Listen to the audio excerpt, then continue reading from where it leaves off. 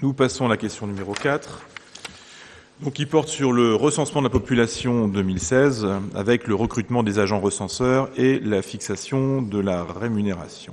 Donc c'est Émilie Capel qui devait lire ce rapport et proposer la délibération. Et en vue de son absence, je vais donc prendre la parole. Donc la ville d'Avranches fait partie des communes qui doivent réaliser une enquête de recensement en 2016. Et le recensement permet, entre guillemets, de faire le point sur la population, à la fois dans sa diversité et dans son évolution.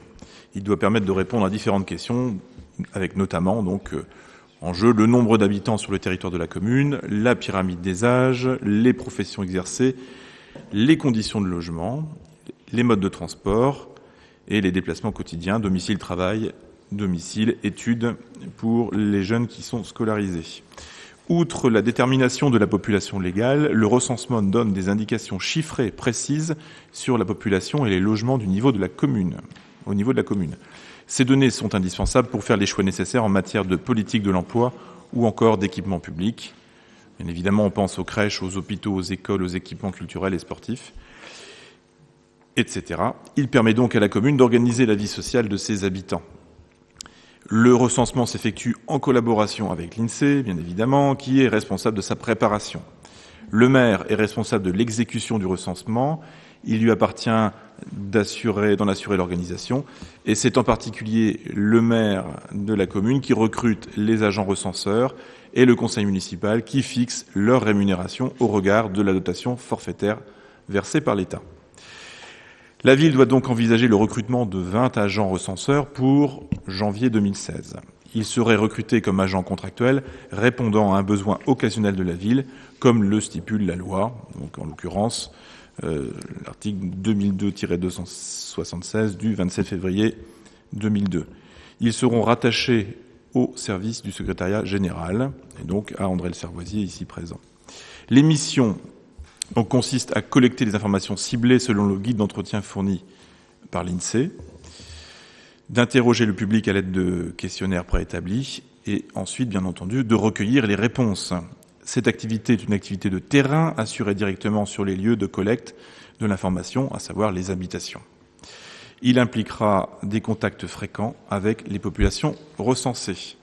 Concernant le profil de ces personnes, il faut dire qu'il s'agit de postes sans exigence particulière en termes de niveau ou de formation, et le profil de l'agent recenseur devra pourtant répondre à quelques impératifs de bon sens. Il faut en effet de la disponibilité, puisqu'il faut travailler notamment en soirée et le samedi, à savoir quand les habitants sont chez eux. Il faut avoir le sens du contact. Il faut bien évidemment présenter correctement, comme on le dit de manière populaire. Il faut du tact et de la diplomatie. Ensuite, dans l'enquête elle-même, il faut à la fois faire preuve de méthode et de rigueur dans la conduite des entretiens et la collecte de l'information, qui devra être traduite avec neutralité et précision. Il faudra d'autre part faire preuve d'une grande discrétion, puisque, bien évidemment, ce qui sera collecté par l'agent ne devra pas être ensuite étalé au niveau public.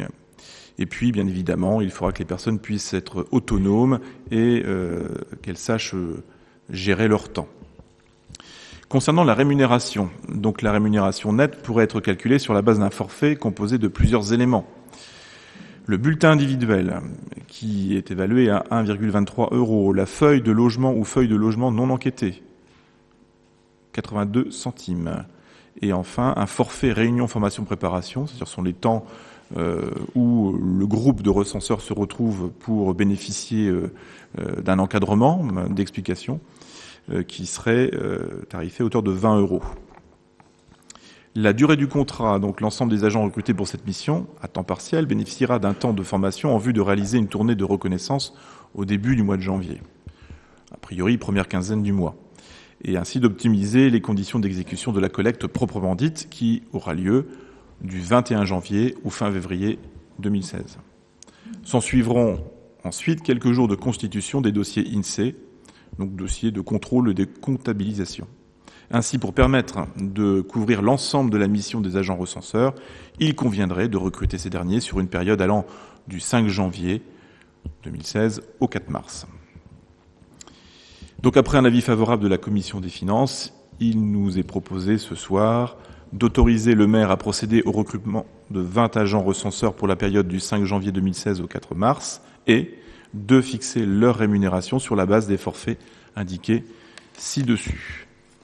Alors, y a-t-il des questions ou des observations concernant cette question liée au recrutement d'agents recenseurs? Monsieur Morazin.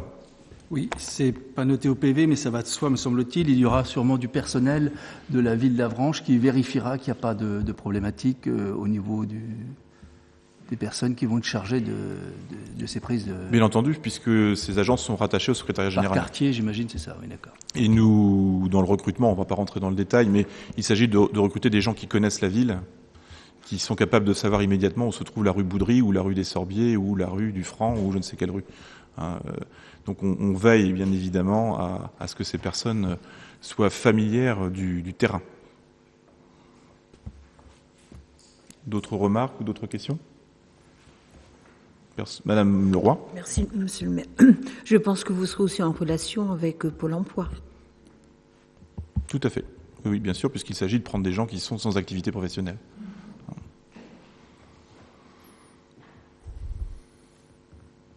Pas d'autres questions, d'autres remarques? Je peux mettre au vote donc cette délibération. Donc, y a-t-il des votes contre ou des abstentions? Aucun.